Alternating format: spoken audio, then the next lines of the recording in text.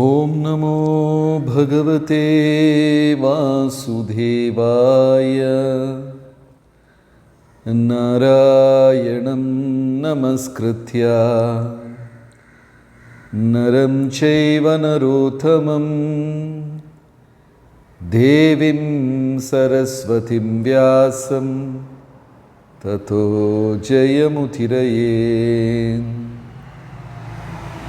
हे कृष्ण करुणा सिंधु दीनबंधो जगत्पते गोपेश गोपिका कांत राधा कांत नमोस्तुते.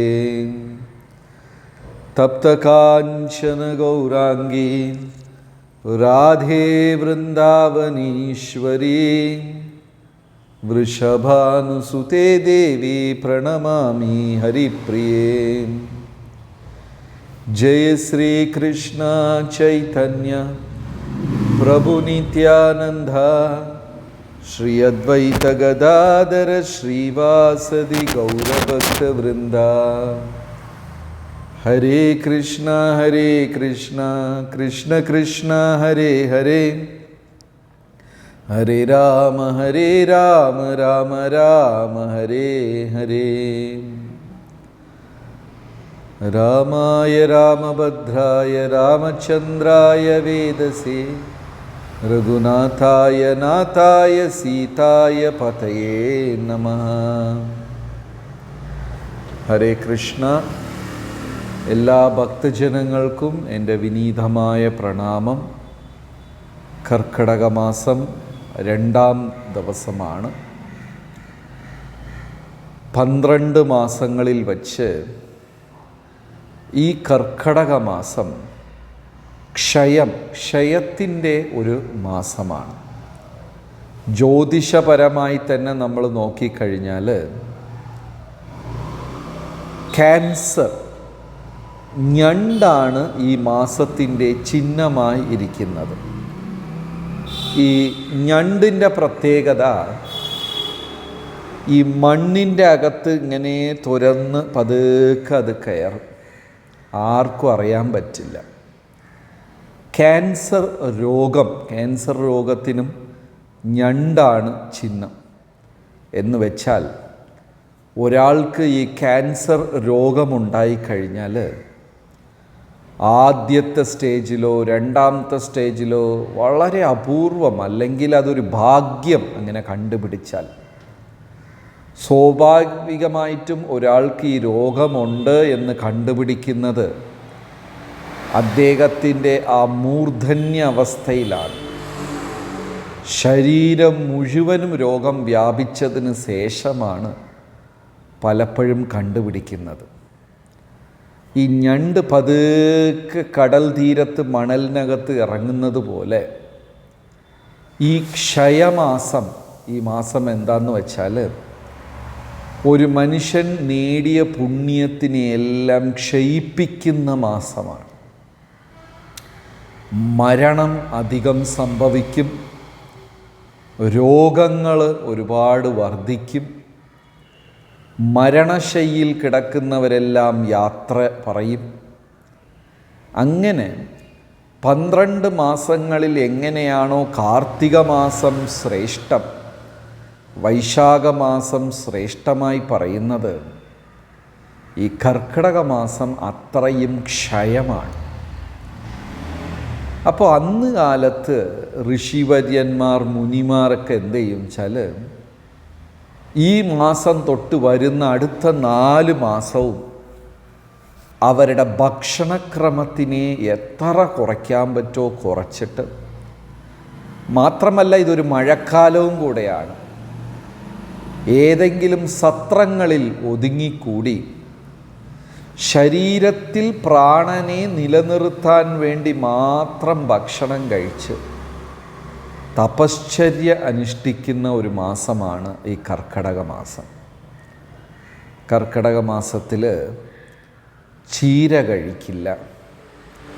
അത് കഴിഞ്ഞാൽ അടുത്ത മാസം പാല് കുടിക്കില്ല, പിന്നെ ഒരു മാസം തൈര് കൂട്ടില്ല, പിന്നെ അവസാനത്തെ മാസം ഉഴുന്ന് വർഗ്ഗങ്ങൾ ചേർക്കില്ല. എന്ന് വച്ചാൽ അന്ന് കാലത്ത് ദിവസവും ഭക്ഷണത്തിൽ ഇത് 4 ഉണ്ടായിരുന്നു. എന്തൊക്കെയാണ്? ചീര, പാല്, തൈര്, ഇതെല്ലാം എന്നും അവർ കഴിക്കുമായിരുന്നു. ആരോഗ്യത്തിന് വളരെ നല്ലതാണ്. ദേവന്മാർക്ക് അമൃതായി ലഭിക്കുന്നത് ഭൂമിയിൽ മോരായി മാറി എന്നാണ് പറയുന്നത്. അതായത് ആയുർവേദമനുസരിച്ച് രാവിലെയും രാത്രിയും ചൂട് പാലും ഉച്ചയ്ക്ക് തൈരും മോരും, ഇത് ആരോഗ്യത്തിന് വളരെ നല്ലതാണ്. ദിവസവും ചീര കൂട്ടിയുള്ള ഭക്ഷണം. അപ്പോൾ ഈ 4 മാസം എന്ത് ചെയ്യും? ശരീരത്തിൽ പ്രാണനെ നിലനിർത്താൻ വേണ്ടി മാത്രം ഭക്ഷണം കഴിക്കുക. ശാരീരികമായ ആവശ്യം നമുക്ക് എത്ര കുറയ്ക്കാൻ പറ്റുമോ കുറയ്ക്കും. കുറച്ചിട്ട് കിട്ടുന്ന സമയമെല്ലാം ഈശ്വര പ്രാർത്ഥനയ്ക്ക് വേണ്ടി ചെലവാക്കും. അങ്ങനെയാണ് ഈ കർക്കിടക മാസം ഇങ്ങനെ ഒരു പ്രത്യേകത വരാൻ തുടങ്ങി. പിന്നെ അത് കേരളത്തിൽ രാമായണ മാസമായി ആചരിക്കാൻ തുടങ്ങി. കാരണം മഴക്കാലം, ഋഷിവര്യന്മാർ മുനിമാരെല്ലാം സത്രത്തിൽ ഒതുങ്ങിക്കൂടും. പിന്നെ മുഴുവൻ നേരവും ആത്മീക ഗ്രന്ഥങ്ങൾ വായിക്കുകയും ഇതൊക്കെ ചെയ്യും. രാമായണം, അയണം എന്ന് വെച്ചാൽ യാത്ര. ശ്രീരാമചന്ദ്രമൂർത്തിയുടെ യാത്രയാണ് രാമായണം. കൃഷ്ണായണം എന്നൊക്കെ പറയുന്ന പോലെ അയനം എന്ന് വെച്ചാൽ യാത്ര. ശ്രീരാമചന്ദ്രമൂർത്തി 11 ലക്ഷം വർഷം ഭൂമിയിലുണ്ടായിരുന്നു. ത്രേതായുഗത്തിൽ 11 ലക്ഷം വർഷമാണ് അദ്ദേഹം രാജ്യം ഭരിച്ചത്. 11 ലക്ഷമല്ല, 11,000 വർഷം. ഇത് കേൾക്കുമ്പോൾ നമുക്ക് അത്ഭുതം തോന്നാം. ഇത്രയും കാലമൊക്കെ ആരെങ്കിലും ഉണ്ടാകുമോ? ഉണ്ടാകും. കലികാലത്തിൽ 100 വർഷമാണ് ജീവിത ദൈർഘ്യം. പക്ഷെ നമ്മൾ 60-70 ജീവിക്കാറുള്ളൂ. ഇതിനു മുമ്പേ ഉണ്ടായിരുന്ന ദ്വാപരയുഗത്തിൽ 100 എന്നുള്ളത് 1000 അതുകൊണ്ട് ഭീഷ്മരൊക്കെ 625 വർഷം 700 വർഷമൊക്കെ ജീവിച്ചു. കൃഷ്ണ ഭഗവാൻ തന്നെ 125 വർഷം ഉണ്ടായിരുന്നു. ദ്രോണാചാര്യർ, കൃപാചാര്യർ, അവരെല്ലാം 300-400 വർഷങ്ങൾക്ക് കൂടുതൽ ജീവിച്ചിരുന്നു. ബൈബിളിൽ പോലും ആബ്രഹാം തൻ്റെ മകനെ കുരുതി കൊടുക്കാൻ പോയ സമയത്ത് ആബ്രഹാമിന് 300 വർഷമാണ് വയസ്സ്. അതൊക്കെ ഉണ്ടായിരുന്നു. പിന്നെ ദ്വാപരയുഗത്തിൻ്റെ മുമ്പേ ത്രേതായുഗത്തിൽ 10,000 വർഷമാണ് ജീവിത ദൈർഘ്യം. അതുകൊണ്ട് ശ്രീരാമചന്ദ്രമൂർത്തി 11,000 വർഷം ജീവിച്ചിരുന്നു. അതിനും മുമ്പേ ഉള്ള സത്യയുഗത്തിൽ 1,00,000 വർഷം ജീവിത ദൈർഘ്യം. ഹിരണ്യകശിപു കാട്ടിൽ ചെന്ന് തപസ്യ ചെയ്തത് തന്നെ 10,000 വർഷമാണ് അദ്ദേഹം തപസ്യ ചെയ്തത്. അപ്പം ജീവിത ദൈർഘ്യം കൂടുതലായിരുന്നു. ദ്വാപരയുഗത്തിലും ത്രേതായുഗത്തിലും ആൾക്കാരുടെ രൂപവും വലുതായിരുന്നു. ശ്രീകൃഷ്ണ ഭഗവാൻ 7 അടി പൊക്കമുണ്ടായിരുന്നു. ഭീമനും അർജുനനുമൊക്കെ അതിനേക്കാളും കൂടുതൽ ഉള്ളതായിട്ട് ശാസ്ത്രം പറയുന്നു. ശരിയാണ്. കലികാലം വർദ്ധിക്കും തോറും പ്രായേന അല്പായുഷസഭ്യ കലൗവസ്മിൻ യുഗേ ജനാഹ മന്ദാ സുമന്ദമതയോ മന്ദഭാഗ്യഹി ഉപദ്രതഃ. പ്രായം കൊണ്ട് അല്പായുസുക്കളായി മാറിക്കൊണ്ടിരിക്കുകയാണ്. മാത്രമല്ല രൂപവും. ആൾക്കാരൊക്കെ, സ്ത്രീകളൊക്കെ കണ്ടാൽ ഒരു 3 അടി 3.5 അടി രൂപം ചെറുതായിക്കൊണ്ടേയിരിക്കുന്നു കലികാലത്തിൽ. നിർഭാഗ്യവാന്മാരാ കലികാലത്തിൽ എന്ന് പറയുന്നു. ഉപദ്രുതഃ. എപ്പോഴും മനസ്സ് വ്യാകുലതയിൽ, ഒരു സമാധാനം കാണില്ല. എപ്പോഴും മനസ്സ് ചിന്തകളും പരിഭ്രമവും ഇങ്ങനെ ഒരു പ്രശ്നത്തിൽ തന്നെ ഉണ്ടാകും. അങ്ങനത്തെയൊക്കെ ഒരു കാലഘട്ടമാണ് കലിയുഗം എന്ന് പറയും. അതിലും കർക്കിടക മാസം ക്ഷയത്തിൻ്റെ ഒരു മാസമാണ് കർക്കിടക മാസം. അപ്പോൾ ഋഷിവര്യന്മാർ ഈ 4 മാസം ചാതുർമാസങ്ങളെ തപസ്യയ്ക്കായി ഉപയോഗിച്ചു. എങ്ങനെയാ തപസ്യരിക്കുക? രാമായണം, ഭാഗവതം, ആത്മീക ഗ്രന്ഥങ്ങൾ വായിക്കുക, നാമജപം ചെയ്യുക, ഇതൊക്കെയാണ് ശ്രീരാമൻ്റെ യാത്ര. അതിൽ 7 കാണ്ഡമാണ്. അവസാനം ഉത്തരകാണ്ഡം. ചിലർ പറയുന്നത് രാമായണത്തിൻ്റെ ഭാഗമാണ്, ചിലർ പറയുന്നത് രാമായണത്തിൻ്റെ ഭാഗമേ അല്ല എന്നാണ്. പക്ഷേ രാമായണത്തിൻ്റെ ഭാഗമാണ്, അതിമനോഹരമായതാണ്. അപ്പം ചിലരൊക്കെ എന്ത് ചെയ്യും, ചില ഉത്തരകാണ്ഡം ആദ്യം വായിച്ചിട്ട് പിന്നെ ബാലകാണ്ഡം, അയോധ്യകാണ്ഡം, കിഷ്കിന്ധകാണ്ഡം, സുന്ദരകാണ്ഡം, ഇങ്ങനെ അടുത്ത ഭാഗം രാമായണം വായിക്കും. രഘുവംശം നമ്മുടെ ഭാരതത്തിൽ, പ്രാചീന ഭാരതത്തിൽ 2 പ്രധാന വംശങ്ങളുണ്ടായിരുന്നു: സൂര്യവംശവും ചന്ദ്രവംശവും. സൂര്യവംശത്തിൽ ശ്രീരാമചന്ദ്രമൂർത്തി അവതാരം ചെയ്തു. ചന്ദ്രവംശത്തിൽ ശ്രീകൃഷ്ണ ഭഗവാൻ വന്നു. ഈ 2 വംശങ്ങളായിരുന്നു രാജ്യം ഭരിച്ച മഹാചക്രവർത്തിമാർ. ഈ ചക്രവർത്തിമാരുടെ താഴെ അനേകം രാജാക്കന്മാരുണ്ടായിരുന്നു. ഇവരെല്ലാം രാജാക്കന്മാരാണെങ്കിലും രാജഋഷികളാണ്, സ്വാർത്ഥരല്ല. അവരവരുടെ പ്രജകൾക്ക് വേണ്ടി, പ്രജകളുടെ സന്തോഷത്തിനു വേണ്ടി എന്ത് തരം ത്യാഗവും ചെയ്യാൻ തയ്യാറായവരാണ്. ഇന്നത്തെ രാജാക്കന്മാർ അല്ലെങ്കിൽ രാഷ്ട്രീയക്കാർ രാജ്യത്തിനെ തന്നെ തൻ്റെ സ്വാർത്ഥതയ്ക്ക് വേണ്ടി ഉപയോഗിക്കും. പണം നേടാനും തൻ്റെ കുടുംബാംഗങ്ങളെ ഉയർത്തി സംരക്ഷിക്കാൻ, അതിനുവേണ്ടി രാജ്യത്തിൻ്റെ സർവത്ര സ്രോതസ്സും ഉപയോഗിക്കും. പക്ഷെ ഇവരെല്ലാം രാജഋഷിയാണ്. സ്വന്തം കുടുംബം ത്യാഗം ചെയ്യും, ധനം ത്യാഗം ചെയ്യും, സുഖദുഃഖങ്ങൾ ത്യാഗം ചെയ്യും. മറ്റ് പ്രജകൾക്ക് വേണ്ടി ജീവിച്ചവരാണ് ഈ രാജഋഷിമാർ. അങ്ങനെ രഘുവംശത്തിൽ അതിശ്രേഷ്ഠനായ ഒരു രാജാവുണ്ടായിരുന്നു. ആദ്യം ദിലീപൻ, പിന്നെ ദിലീപൻ്റെ മകൻ രഘു, പിന്നെ രഘുയുടെ ഒരു പിൻഗാമി അയൻകരൻ, പിന്നെ അദ്ദേഹത്തിൻ്റെ പരമ്പരയിൽ ദശരഥൻ, ശ്രീരാമചന്ദ്രമൂർത്തി. ഈ രാജാക്കന്മാരാരും തന്നെ സാധാരണക്കാരല്ല, മഹാതപസ്വികളാണ്. അവരുടെ സമ്പത്ത് എന്ന് പറയുന്നത് ആത്മീകമാണ്, ധനമല്ല. കലികാലത്ത് എല്ലാം ധനത്തിനെ കേന്ദ്രീകരിച്ചായിരിക്കുന്നത്. ഒരു വ്യക്തി ജീവിതത്തിൽ വിജയിച്ചോ എന്ന് നമ്മൾ കണ്ടുപിടിക്കുന്നത് എങ്ങനെയെന്ന് വെച്ചാൽ അവൻ്റെ കയ്യിൽ എത്ര പണമുണ്ട്. ഒരുപാട് പണമുണ്ടെങ്കിൽ അവൻ വിജയകരമായ ഒരു ജീവിതം നയിച്ചു എന്ന് നമ്മൾ പറയുന്നു.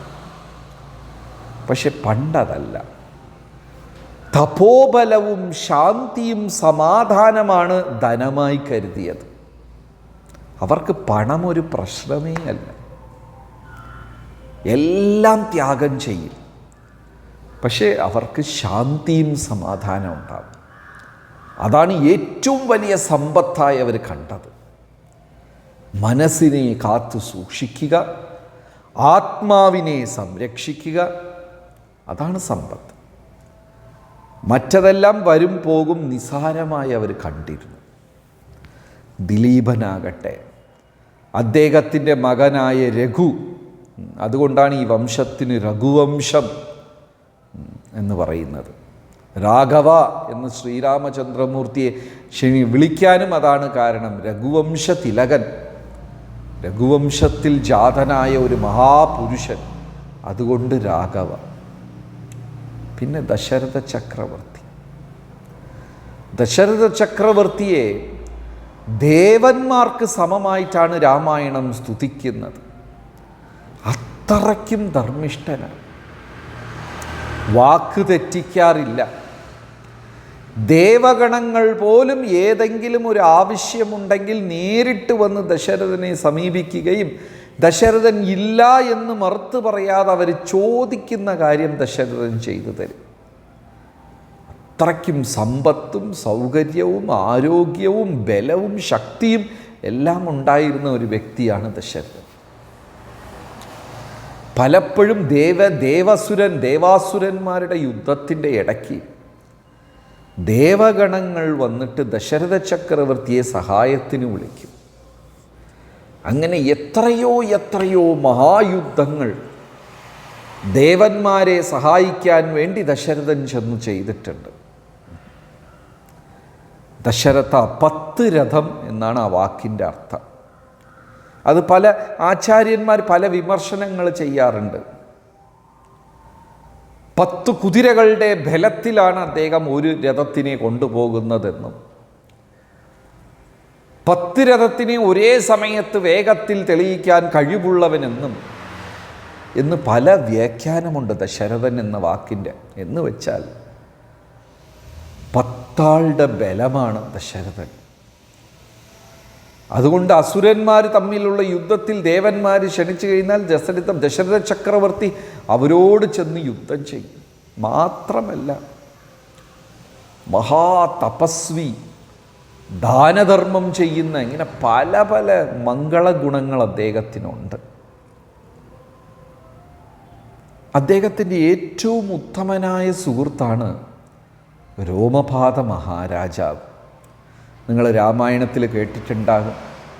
ആ രോമപാത മഹാരാജാവിൻ്റെ രാജ്യത്തിൽ മഴ പെയ്യാതെ ഇരുന്നപ്പോഴാണ് ഋഷ്യശൃംഗൻ ചെന്ന് തപസ്യനുഷ്ഠിക്കുന്നത്. ദശരഥ ചക്രവർത്തിയുടെ വലിയ സുഹൃത്താണ്, ഏറ്റവും അടുപ്പമുള്ള ഒരു സുഹൃത്താണ് രോമപാത മഹാരാജാവ്. ഈ രോമപാത മഹാരാജാവ് ഒരു തവണ ദശരഥ ചക്രവർത്തിക്ക് കുഞ്ഞുങ്ങളുണ്ടായപ്പോൾ കാണാൻ വന്നു. ദശരഥന് ശ്രീരാമചന്ദ്രമൂർത്തിയൊക്കെ ഉണ്ടാകുന്നതിന് മുമ്പേ ഒരു പെൺകുട്ടി ഉണ്ടായി. ശാന്ത എന്നാണ് പേര്. ഈ പെൺകുട്ടിയെ രാജ്ഞിമാർ പ്രസവിച്ച് ആ കുഞ്ഞിനെ കാണാൻ രോമപാത ചക്രവർത്തി, ദശരഥൻ്റെ സുഹൃത്തായ രോമപാത ചക്രവർത്തി വന്നു. ആ കുഞ്ഞ് സ്വർണ്ണ നിറത്തിൽ ജ്വലിക്കുക, വിനയസ്വരൂപിയാണ്. കാണുന്ന ഏവരുടെ മനസ്സും വശീകരിക്കാൻ ശക്തിയുള്ള ഒരു ബാലിക. ദശരഥ ചക്രവർത്തിയുടെ കുഞ്ഞിനെ കാണാൻ വന്ന രോമപാത മഹാരാജാവ് ആ കുഞ്ഞിനെ കണ്ടിട്ട് വളരെയധികം സ്നേഹവും ഇഷ്ടവും തോന്നി. അപ്പം ദശരഥൻ്റെ അടുത്ത് രോമപാത മഹാരാജാവ് ചോദിച്ചു, എനിക്ക് ഈ കുഞ്ഞിനെ ദാനമായി സമ്മാനമായി തരുമോ എന്ന് ചോദിച്ചു. ദശരഥ ചക്രവർത്തി വേറെ ഒരു അക്ഷരം ചിന്തിച്ചില്ല, സംസാരിച്ചില്ല. ജീവന് തുല്യമായി സ്നേഹിച്ച ആ കുഞ്ഞിനെ അടുത്ത ക്ഷണം തൻ്റെ പെൺകുഞ്ഞിനെ എടുത്ത് രോമപാത ചക്രവർത്തിക്ക് ദാനമായി കൊടുത്തു. അന്ന് മുതൽ ആ ശാന്ത രോമപാത ചക്രവർത്തിയുടെ മകളായാണ് വളരുന്നത്. പക്ഷെ യഥാർത്ഥത്തിൽ ദശരഥൻ്റെ മകളാണ് ശാന്ത.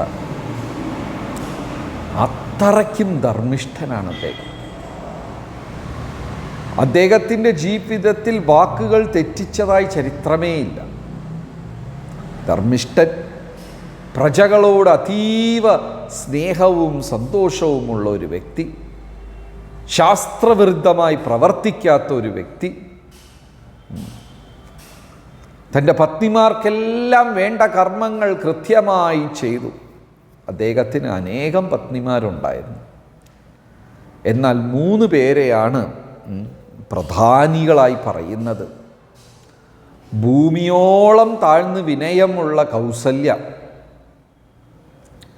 ഇളയത് സുമിത്ര, ഏറ്റവും അവസാനം രാജാവിൻ്റെ പ്രിയപ്പെട്ടത് കൈകേയി. ഇങ്ങനെ 3 പേരാണ്. കൈകേയി 3ാമത്തെ പത്നിയാണ്. അതുകൊണ്ട് രാജാവിന് വളരെ സാമർഥ്യശാലിയാണ്. യുദ്ധത്തിനൊക്കെ ദശരഥ ചക്രവർത്തിയുടെ തോളോട് തോൾ ചേർന്ന് നിന്ന് സഹായിക്കുന്ന വ്യക്തിയാണ്. രാജധർമ്മവും രാജനീതിയൊക്കെ പഠിച്ച വ്യക്തിയാണ്. അതുകൊണ്ട് ദശരഥന് കൈകേയി എടുത്തൊരു പ്രത്യേക സ്നേഹമുണ്ടായിരുന്നു. തനിക്കൊരു പെൺകുഞ്ഞ് ശാന്തയുണ്ടായി. പക്ഷെ ആ കുട്ടിയെയും രോമപാത ചക്രവർത്തിക്ക് ദശരഥൻ ദാനമായി കൊടുത്തു. എത്രയോ കാലം പുത്രഭാഗ്യമില്ലാതെ അദ്ദേഹം വിഷമിക്കുന്നുണ്ടായിരുന്നു. രാമായണത്തിൽ പുത്രഭാഗ്യത്തിനെ കുറിച്ച് പറയുന്നുണ്ട്. പുത്രഹീനം ഗൃഹം ശൂന്യം. കുഞ്ഞുങ്ങളില്ലാത്ത വീട് ഗ്രഹമേ അല്ല എന്നാണ് പറയുന്നത്. ഒരു കുട്ടി മാത്രം പോരാ എന്നും ശാസ്ത്രം പറയുന്നുണ്ട്.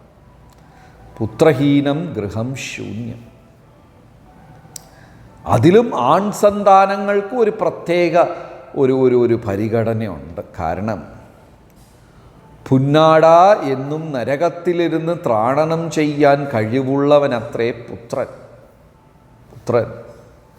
മാതാപിതാക്കൾക്ക് വേണ്ട പിണ്ടദാനവും കാര്യങ്ങളെല്ലാം ചെയ്ത് അവരെ പുത്ത് എന്ന് പറയുന്ന നരകത്തിലിരുന്ന് രക്ഷിക്കും. പുത്ത്. അതുകൊണ്ട് അപുത്ര. ഭാഗവതത്തിൽ ബകാസുരൻ്റെ അനുജത്തിക്ക് ബക്കി, അഹോ ബക്കിയം സ്തനകാലകൂടം.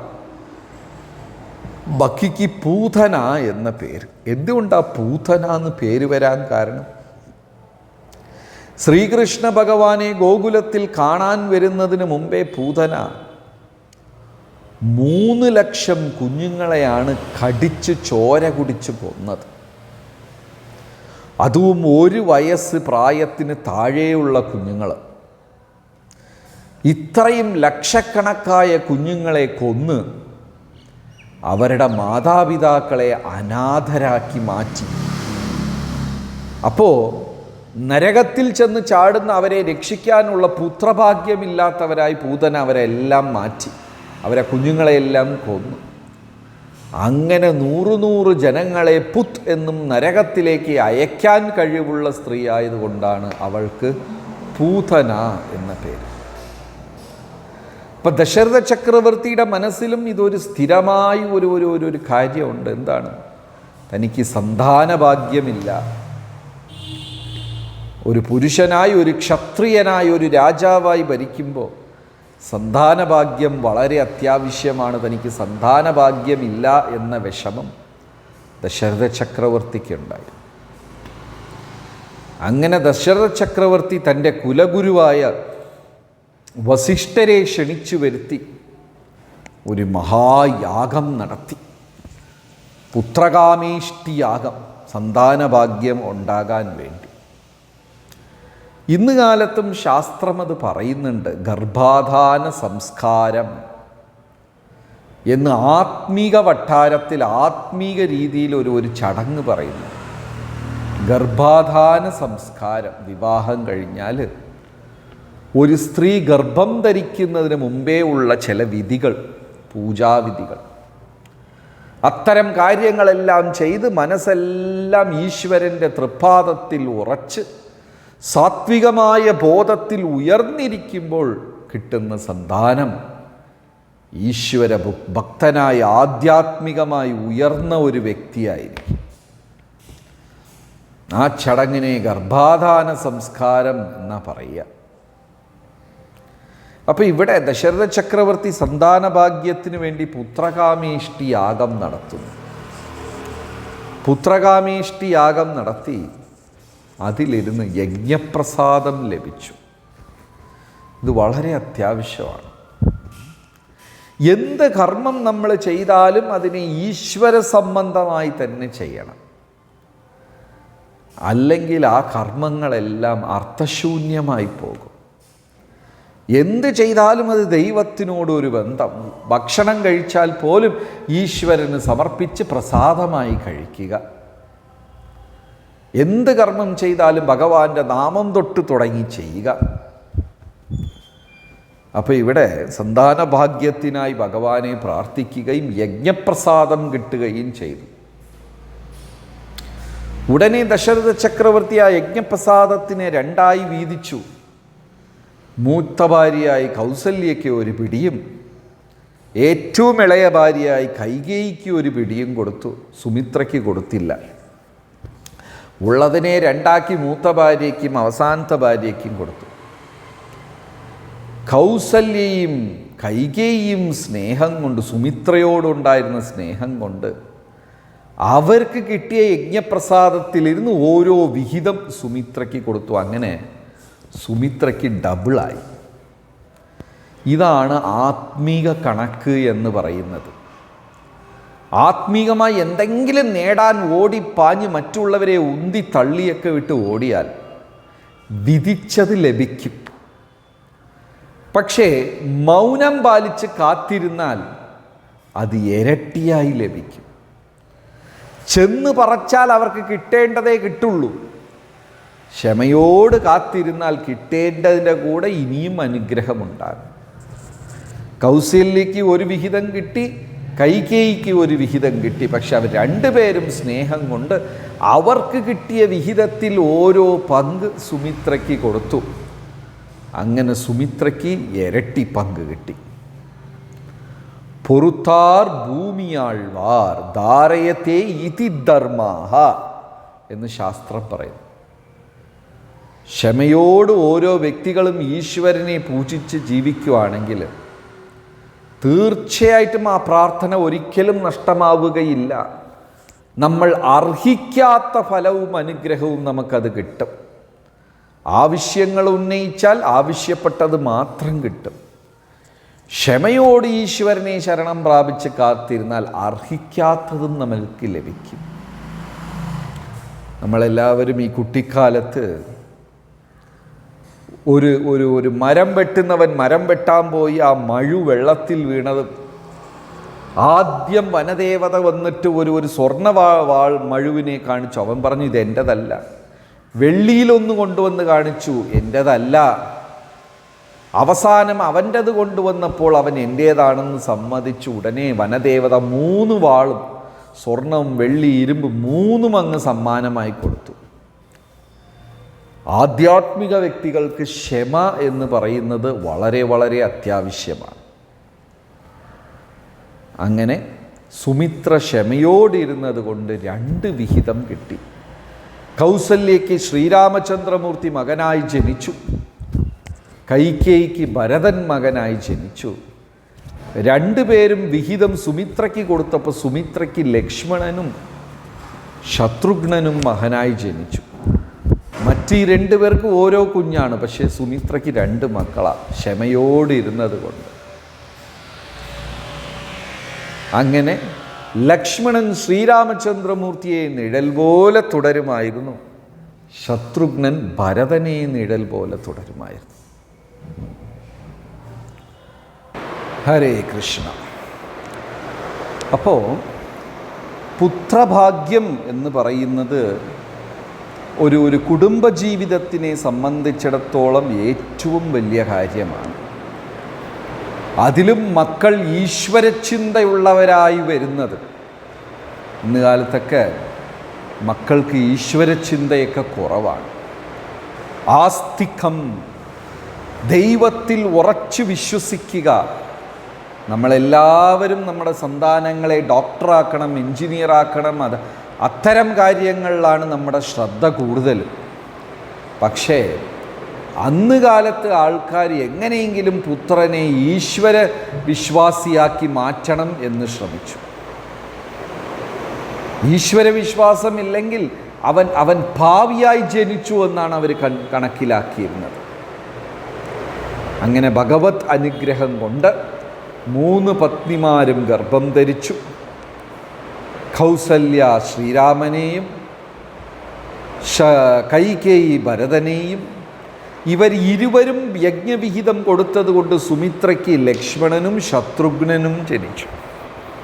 സ്വാഭാവികമായിട്ടും കൗസല്യയുടെ യജ്ഞവിഹിതം കിട്ടിയതിൽ ലക്ഷ്മണൻ ജനിച്ചതുകൊണ്ട് ലക്ഷ്മണൻ രാമനെ തന്നെ എന്നും സേവിച്ചിരിക്കുമായിരുന്നു. അതേപോലെ ശത്രുഘ്നൻ ഭരതനെയും സേവിച്ച് നടക്കുമായിരുന്നു. ഇവർ തമ്മിൽ വലിയ വ്യത്യാസമൊന്നുമില്ല. ഈ 4 പേരുടെയും തമ്മിൽ 1-2 ദിവസങ്ങളുടെ വ്യത്യാസം മാത്രമേ ഉള്ളൂ. ഇവർ സഹോദരന്മാരാണെന്ന് പറഞ്ഞു കഴിഞ്ഞാൽ വർഷക്കണക്കിലുള്ള വ്യത്യാസമൊന്നുമില്ല. നിസാരം ദിവസങ്ങളുടെ വ്യത്യാസം മാത്രമേ ഉള്ളൂ.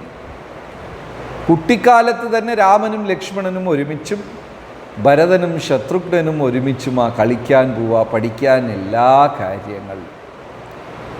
ഈ 4 ബാലന്മാരും സൂര്യനെയും ചന്ദ്രനെയും പോലെ തേജസ്വികളായി എല്ലാ ജ്ഞാനവും പെട്ടെന്ന് തന്നെ കരസ്ഥമാക്കുകയും ചെയ്തു. ഇതിൻ്റെ ഇടയ്ക്ക് ദശരഥ ചക്രവർത്തിയുടെ ജീവിതത്തിൽ ചില കാര്യങ്ങൾ സംഭവിച്ചു. ഒരിക്കൽ ദേവാസുര യുദ്ധത്തിൽ ദേവന്മാരെ സഹായിക്കാൻ ദശരഥൻ ചെന്നപ്പോൾ അതിരൂക്ഷമായ ഭയാനകമായ ആക്രോശമായ യുദ്ധമാണ് അവിടെ നടന്നുകൊണ്ടിരുന്നത്. യുദ്ധത്തിൻ്റെ നടുക്ക് ഒരു അസ്ത്രം വന്ന് ദശരഥനെ തറയ്ക്കുകയും ദശരഥൻ ബോധക്ഷയം വന്ന് വീഴുകയും ചെയ്തു. ഉടനെ രഥമോട്ടിച്ചുകൊണ്ടിരുന്ന കൈകേയി തൻ്റെ ഭർത്താവ് പ്രഭുവിനെ രക്ഷിക്കണമെന്ന് പറഞ്ഞ് അതിവേഗത്തിൽ കുതിരകളെ തെളിച്ചുകൊണ്ട് വളരെ ഒതുങ്ങിയ സ്ഥലത്ത് കൊണ്ടുപോയി ദശരഥനെ രക്ഷിച്ചു. ദശരഥൻ്റെ ഹൃദയം മലിഞ്ഞുപോയി. കാരണം പലപ്പോഴും യുദ്ധഭൂമിയിൽ കണ്ടിട്ടുള്ളത്, രാജാവ് തോൽക്കും എന്നറിയുമ്പോൾ ഓടി ഭയന്ന് സ്ഥലം വിടുന്ന ആൾക്കാരെ കണ്ടിട്ടുള്ളൂ.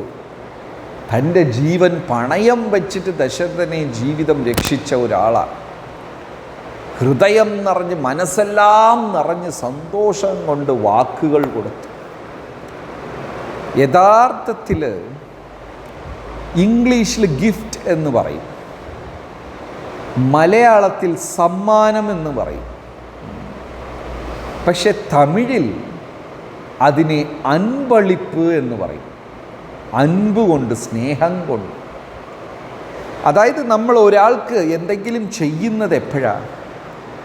ഒരാൾക്ക് ഭക്ഷണം ഉണ്ടാക്കി കൊടുക്കുന്നത്, അല്ലെങ്കിൽ അയാൾക്ക് വസ്ത്രം വാങ്ങിച്ചു കൊടുക്കുന്നത്, അയാൾക്ക് പഴമൂലാദികൾ കൊടുക്കുന്നത്, നമ്മളൊരു സഹായം ചെയ്യുന്ന എപ്പോഴാണ്? നമുക്ക് ആ വ്യക്തിയോടുള്ള സ്നേഹം കൂടുമ്പോൾ. അമിതമായ സ്നേഹം വന്നു കഴിഞ്ഞാൽ അന്ധനായിപ്പോകും. എന്ത് വാക്ക് കൊടുക്കുന്നു, എന്ത് തരാമെന്ന് ഒന്നും തിരിച്ചറിയാൻ പറ്റുന്നില്ല. അതുകൊണ്ടാണ് ഇംഗ്ലീഷിൽ ലവ് ഈസ് ബ്ലൈൻഡ് എന്ന് പറയുന്നത്. ഒരു വ്യക്തിയോട് അമിതമായ സ്നേഹമുണ്ടായിക്കഴിഞ്ഞാൽ പിന്നെ ഞാൻ നിനക്ക് അത് തരാം, ഇത് തരാം, അങ്ങനെ തരാം, ഇങ്ങനെ തരാം. അതായത് ഭാരതത്തിൻ്റെ ഒരു അതിശയമായിട്ട് പറയുന്ന കെട്ടിടം ആണ് താജ്മഹൽ. പലരും കണ്ടിട്ടുണ്ടാകും. തൻ്റെ പത്നിയോടുണ്ടായിരുന്ന അമിതമായ സ്നേഹം,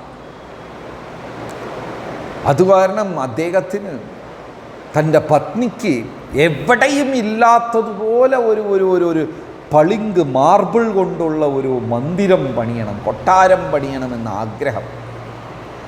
രാജ്യത്തിൻ്റെ ഉടനീളം ഈ പണി അറിയാവുന്ന വിദഗ്ധരായ ആൾക്കാരെയൊക്കെ കൊണ്ടുവന്ന് അവരെല്ലാം ബന്ധിച്ചു വെച്ച്, ഒരു നിമിഷം പോലും അവർക്ക് അവധിയില്ല, വിശ്രമിക്കാനുള്ള സമയമില്ല. അടിമകളെ ബന്ധിച്ചു വയ്ക്കുന്നത് പോലെ ബന്ധിച്ചു വെച്ച് അവരെ കൊണ്ട് ഈ കെട്ടിടം പണിയിച്ചു. എത്രയോ പേരതിൽ മരിക്കുകയാണ് ചെയ്തത്. എന്നിട്ട് മീതം ജീവനിരുന്നവരുടെ എല്ലാം പെരുവിരൽ വെട്ടിമുറിച്ചു മാറ്റി. എന്തിനാ? ഇനി ഇതുപോലത്തെ ഒരു കെട്ടിടം ഇവർ പണിയാൻ പാടില്ല എന്ന് പറഞ്ഞ് പണി ചെയ്ത പണിക്കാരുടെ എല്ലാം പെരുവിരൽ വെട്ടിമുറിച്ചു. ആലോചിച്ചു നോക്കൂ. ഇതൊക്കെ സ്നേഹം എന്നാണോ പറയുന്നത്? അന്ധമായ അമിതമായ അറ്റാച്ച്മെൻറ്റ്, ബന്ധനം. ഭാഗവതം ഉപയോഗിക്കുന്ന വാക്ക് ലൗകിക ബന്ധനം. ഇതൊന്നും സ്നേഹമല്ല. ഒരു സ്ത്രീയെടുത്തുണ്ടായിരുന്ന സ്നേഹത്തിൽ 100,000 കുടുംബങ്ങളെ അവർ ദ്രോഹിച്ചത്. ഖജാനയിലുള്ള പണമെല്ലാം എടുത്ത് ചെലവാക്കി അതിനെ ചെയ്തു. പക്ഷെ അത് പൂർത്തിയാകുന്നതിന് മുമ്പ് തന്നെ ഷാജഹാൻ ഏത് ഭാര്യയ്ക്ക് വേണ്ടിയാണോ ചെയ്തത് അവരത് മരിക്കുകയും ചെയ്തു. മകൻ വന്ന് ഷാജഹാനെ ബന്ധിച്ച് അതിനകത്ത് തന്നെ തുരങ്കിൽ പിടിച്ചിട്ട് കൊല്ലുകയും ചെയ്തു.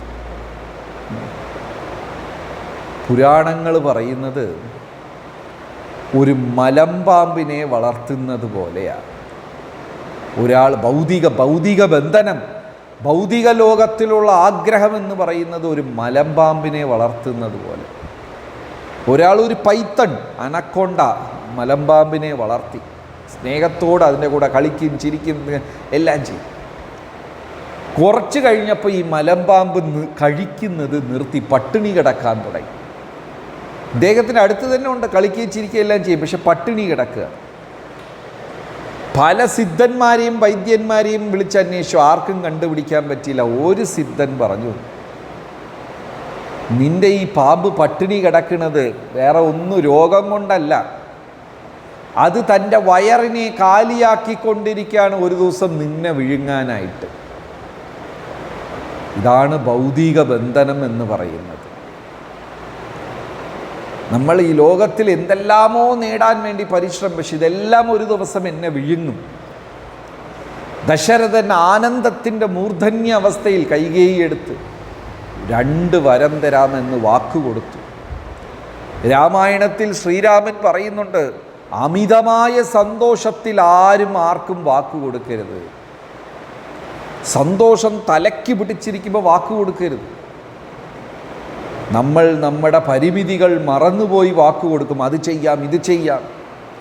നമുക്കും അനുഭവം ഉണ്ടാവും. ഒരുപാട് സന്തോഷം വരുമ്പോൾ തുള്ളിച്ചാടി അങ്ങനെ എങ്ങനെ അതാ ഇതാന്നൊക്കെ നമ്മൾ പറയും. പിന്നെ അതൊന്നും നമ്മുടെ ജീവിതത്തിൽ പകർത്താൻ സാധിക്കില്ല. രാമായണത്തിൽ ശ്രീരാമചന്ദ്രമൂർത്തി ലക്ഷ്മണൻ്റെ അടുത്ത് പറയുന്നു, സന്തോഷത്തിൽ വാഗ്ദാനം കൊടുക്കരുത്, ദുഃഖത്തിലാരും തീരുമാനമെടുക്കരുത്. സന്തോഷത്തിൽ നമ്മൾ ആർക്കും വാഗ്ദാനം കൊടുക്കരുത്, കാരണം യാഥാർത്ഥ്യമല്ല അത്. രണ്ടാമത്തത്, ദുഃഖത്തിൽ തീരുമാനങ്ങളും എടുക്കരുത്. കൈകേയി എടുത്ത് പറഞ്ഞു, നിനക്ക് എന്ത് വരം വേണമെങ്കിലും 2 ഞാൻ തരാം, ഇപ്പം തന്നെ ചോദിക്കാൻ. പക്ഷെ കൈകേയിക്ക് അന്ന് അതൊന്നും വലിയ കാര്യമായി തോന്നിയില്ല. എൻ്റെ പ്രഭു ദശരഥൻ്റെ ജീവൻ രക്ഷിക്കണം എന്ന ഒരു ഒറ്റ ഉദ്ദേശമേ ഉണ്ടായിരുന്നുള്ളൂ. ജീവൻ രക്ഷിക്കുന്നതുകൊണ്ട് രാജാവ് എനിക്ക് സമ്മാനം തരുമെന്നൊന്നും വിചാരിച്ചില്ല. അത്ര ആത്മാർത്ഥതയും പരിശുദ്ധിയുമുള്ള വ്യക്തിയായിരുന്നു കൈകേയി. കൈകേയി പറഞ്ഞു, ചക്രവർത്തി, അങ്ങയുടെ തണലിൽ ഞാൻ കഴിയുന്നത് കൊണ്ട് ഈ ഭൂമിയിൽ എനിക്ക് വേറെ ഒന്നിൻ്റെയും ആവശ്യമില്ല. അത്ര നിസ്വാർത്ഥതയുണ്ടായിരുന്നു. അങ്ങയുടെ തണലിൽ കഴിയുന്ന കൊണ്ട് എനിക്ക് ഭൂമിയിൽ വേണ്ടതായിട്ട് ഒന്നും തന്നെ ഇല്ല, അങ്ങയുടെ അനുഗ്രഹവും സംരക്ഷണവും മാത്രം മതി. ദശരഥൻ നിർബന്ധിച്ചു, ഇല്ല പറ്റില്ല കൈകേയി, നീ എൻ്റെ പ്രാണനെയാ രക്ഷിച്ചത്, അതുകൊണ്ട് എന്തെങ്കിലും ചോദിച്ചേ പറ്റൂ. നിവർത്തിയില്ലാതെ കൈകേയി പറഞ്ഞ്, എന്നാൽ ശരി, ഇപ്പം ഒന്നും എൻ്റെ തലയിൽ ഓർമ്മയിൽ വരുന്നില്ല, പിന്നെ എപ്പോഴെങ്കിലും ഓർക്കുമ്പോൾ ഞാൻ ചോദിച്ചോളാം എന്ന് കൈകേയി പറയുകയും അത് മറക്കുകയും ചെയ്തു. കൈകേയിയുടെ മനസ്സിലത് ഓർമ്മയിലേ ഇല്ല. അത്രയ്ക്കും ശുദ്ധയായിരുന്നു കൈകേയി. അതൊക്കെ മറന്നു. കാരണം ഫലം പ്രതീക്ഷിച്ച് ചെയ്യുന്നത് സേവയല്ല, അത് കച്ചവടമാണ്. ഇന്നതെനിക്ക് തിരിച്ചു കിട്ടും എന്ന് പ്രതീക്ഷിച്ച് ചെയ്യുന്നതെല്ലാം കച്ചവടങ്ങളാണ്. ഒന്നും പ്രതീക്ഷിക്കാതെ നിസ്വാർത്ഥമായി ചെയ്യുന്നതാണ് സേവനം. കൈകേയി അന്ന് സേവനമാണ് ചെയ്തത്.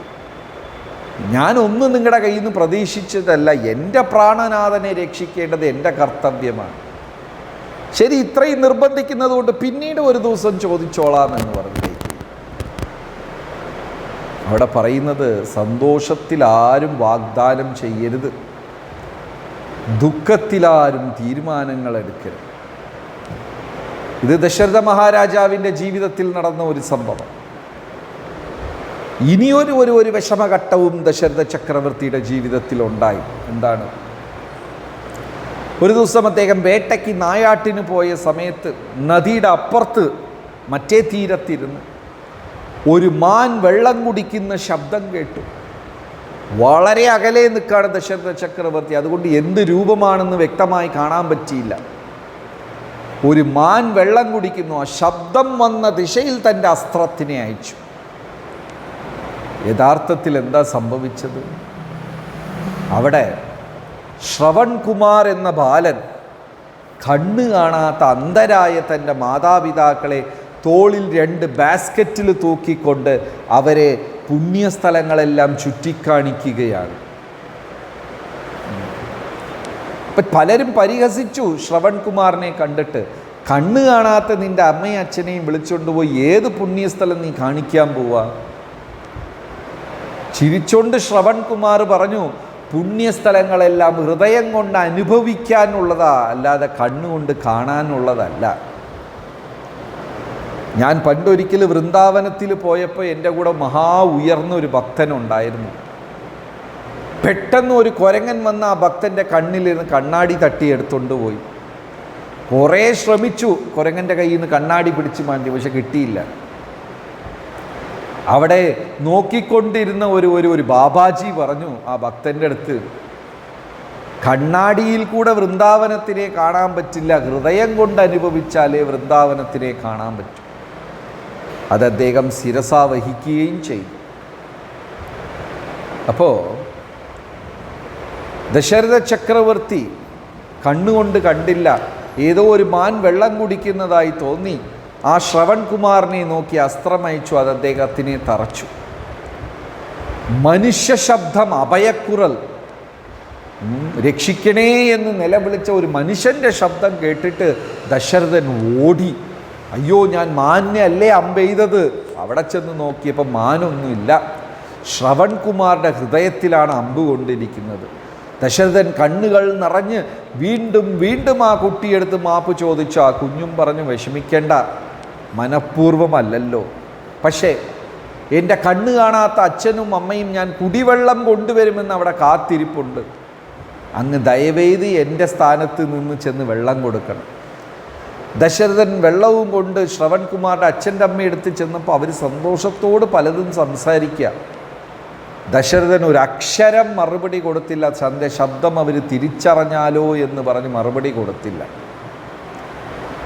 പിന്നെ ദശരഥൻ്റെ ആ ഒരു കുറ്റബോധം കാരണം ദശരഥൻ പറഞ്ഞു, ഞാൻ ചക്രവർത്തി മഹാരാജ ദശരഥനാ, ഒരു തെറ്റിൽ അങ്ങയുടെ മകനെ കൊല്ലേണ്ടി വന്നു. അത് 2 വയസ്സായവരും തലയിലടിച്ച് നെഞ്ചിലടിച്ച് നിലവിളിച്ച് കരച്ചൽ തുടങ്ങി. അപ്പോൾ ആ വയസ്സായ അച്ഛൻ ശപിച്ചു, പുത്രഭാഗ്യം എന്താണെന്ന് നീ അറിഞ്ഞിട്ടില്ല, പുത്രഹീന മക്കൾ നഷ്ടപ്പെട്ടാൽ ഉണ്ടായ വേദന നീ അറിഞ്ഞിട്ടില്ല. നിനക്കും കരുത്തന്മാരായ ദിവ്യന്മാരായ മക്കളുണ്ടാകും, പക്ഷെ ഒരു ദിവസം അവരെ വിട്ട് പിരിഞ്ഞ് നീ വിലപിക്കേണ്ടി വരും എന്ന് ശപിച്ചു. അതാണ് ദശരഥൻ ശ്രീരാമനെ പിരിയാൻ ഒരു കാരണം. ശ്രീരാമനെ പിരിഞ്ഞ് രാമ രാമ രാമ എന്ന് നാമം ചൊല്ലി തന്നെ ദശരഥൻ ജീവിതം വിടും.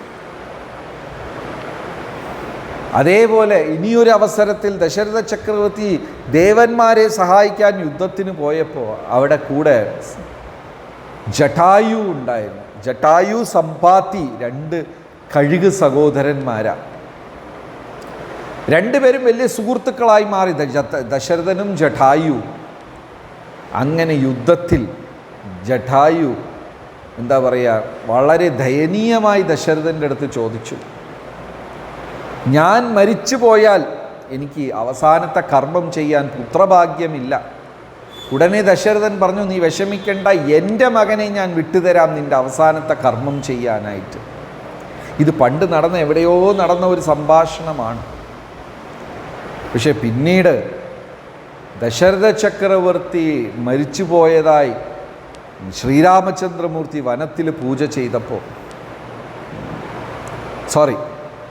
ദശരഥനും ജടായുവും വലിയ സുഹൃത്തുക്കളായിരുന്നു. അപ്പോൾ ജടായു ചോദിച്ചു, എൻ്റെ അവസാനത്തെ കർമ്മം ആര് ചെയ്യും? ദശരഥൻ പറഞ്ഞു, ആരില്ലെങ്കിലും ഞാൻ എൻ്റെ മകനെ വിട്ടുതരാം. അങ്ങനെ ജടായുയുടെ അവസാനത്തെ കർമ്മം ശ്രീരാമൻ ചെയ്യേണ്ടി വന്നു. ഇങ്ങനെ രാമായണത്തിന് മുമ്പേ പല പല കാരണങ്ങളുണ്ട്. ഈ എല്ലാ കാരണവും ഒരുമിച്ച് ചേർന്നാണ് ഈ രാമായണ കഥയായി മാറുന്നത്. ഓരോന്നിനും ഓരോരോ കാരണങ്ങളുണ്ടാകും.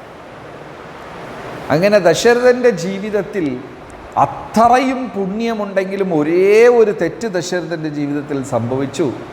കൈകേയി എടുത്ത് മറ്റ് പത്നിമാരെക്കാളും കൂടുതൽ സ്നേഹവും അമിതമായ സ്നേഹവും ദശരഥൻ കൈകേയി എടുത്ത് വച്ചതാണ് വലിയ തെറ്റ്. പിന്നെ രാവണൻ്റെ ഭാഗം. രാവണൻ്റെ അച്ഛൻ വിശ്വവസ് മഹർഷി, അമ്മ കൈകസി. രാവണൻ്റെ അമ്മയായ കൈകസിക്ക് ഒരു ബ്രാഹ്മണ ഭർത്താവാണ് വിശ്വവസ് മഹർഷി. എന്നാൽ ആ കൈകസിക്ക് രാക്ഷസ ഭർത്താക്കന്മാരും ഉണ്ട്. അതിൽ ജനിക്കുന്നത് ആ കരദൂഷണ ശൂർപ്പണഖ, ഇവരെല്ലാവരും. വിശ്വവസിന് ജനിക്കുന്നതാണ് രാമനും കുംഭകർണനും വിഭീഷണനും. വിഭീഷണന് ഒരു രാക്ഷസ പത്നിയുണ്ട്, അതിൽ ജനിച്ചതാ രാവണൻ. വിശ്വവസിന് ഒരു രാക്ഷസ പത്നിയുണ്ട്, അതിൽ ജനിച്ചതാ രാവണൻ. ആ വിശ്വവസിന് ഒരു ദേവപത്നിയുമുണ്ട്, അതിൽ ജനിച്ചതാ കുബേരൻ. അപ്പം യഥാർത്ഥത്തിൽ നോക്കിക്കഴിഞ്ഞാൽ കുബേരൻ രാവണൻ്റെ മൂത്ത സഹോദരനാണ്. പക്ഷെ സമ്പത്ത്, അത്രമാത്രം സമ്പത്ത് കുബേരൻ ഉണ്ടായിരുന്നത് കൊണ്ട് രാവണന് വലിയ അസൂയായിരുന്നു. സ്വന്തം ജ്യേഷ്ഠനായ കുബേരനെ തോൽപ്പിച്ച് ലങ്കയിലിരുന്ന്, ലങ്കയുടെ ഒറിജിനൽ രാജാവ് കുബേരനാണ്. കുബേരനെ ഓട്ടിച്ചു വിട്ട് കുബേരൻ്റെ പുഷ്പക വിമാനവും കരസ്ഥമാക്കി. പുഷ്പക വിമാനം കയ്യിൽ കിട്ടിയതിന് ശേഷം 14 ലോകത്തും സഞ്ചരിച്ച് തൻ്റെ ഡംഭം, വലിയ ആളാണ് എന്ന് എപ്പോഴും നിരന്തരം സ്ഥാപിക്കാൻ ശ്രമിച്ചുകൊണ്ടേയിരുന്നു. എനിവേ, രാവണൻ്റെ ഇത് അടുത്ത് പറയാൻ വരുന്നവർ പറയും. അയോധ്യ എന്ന് പറഞ്ഞാൽ, അല്ലെങ്കിൽ കോശലദേശം എന്ന് പറഞ്ഞാൽ അത്രയും ധർമ്മിഷ്ഠരായ രാജാക്കന്മാർ ഭരിച്ചതാണ്. പറയുന്നു, സ്ത്രീകൾ ധാന്യങ്ങളെ മുറ്റത്ത് ഉണക്കിയിട്ടിട്ടുണ്ടാകും. പക്ഷികളെല്ലാം വന്ന് ആ ധാന്യത്തിനെ കടിച്ചിട്ട് പോകും. സ്ത്രീകളൊന്നും പറയില്ല. പക്ഷേ മൃഗങ്ങൾ, പൂച്ചയോ നായയോ വന്ന് വായി വെച്ച് കഴിഞ്ഞാൽ ഉടനെ ചെവിയിലുള്ള സ്വർണ്ണ കമ്മലും പറച്ച് അതിൻ്റെ മേലെ. അത്രയ്ക്കും സമ്പത്തും ആരോഗ്യവും സമ്പന്നരായിരുന്നു അയോധ്യവാസി. കാരണം എന്താണ്? അവരുടെ രാജാക്കന്മാരുടെ തപോബലം. യഥാർത്ഥ സമ്പത്തെന്ന് പറയുന്നത് ശാന്തിയും സമാധാനവും തപോബലമല്ലാതെ പണമല്ല. എത്ര പണമുണ്ടെങ്കിലും മനസ്സിനകത്തുള്ള വ്യാകുലതകളെ നിയന്ത്രിക്കാൻ പറ്റില്ല. പക്ഷേ ശാന്തിയും സമാധാനവും ഉള്ള ഒരാൾക്ക് അത് സാധിക്കും. ഹരേ കൃഷ്ണ. ഞാനൊരു 10-15 മിനിറ്റ് മുമ്പേ തന്നെ നിർത്തുന്നു. ഇന്ന് വേറെ ഒരു സ്ഥലത്തും കൂടെ ഇവിടെ നിന്നൊരു രാമൻ്റെ അമ്പലത്തിൽ ഒരു സത്സംഗമുള്ളത് കാരണം അതിമനോഹരമാണ് ഈ കർക്കടക മാസം. ദിവസവും രാമായണങ്ങൾ കേൾക്കുകയും വായിക്കുകയും ചെയ്ത് ആ ദിവ്യ ഗുണങ്ങൾ നമ്മുടെ ജീവിതത്തിൽ പകർത്തിയെടുക്കുക. ഹരേ കൃഷ്ണ. നന്ദി, നമസ്കാരം.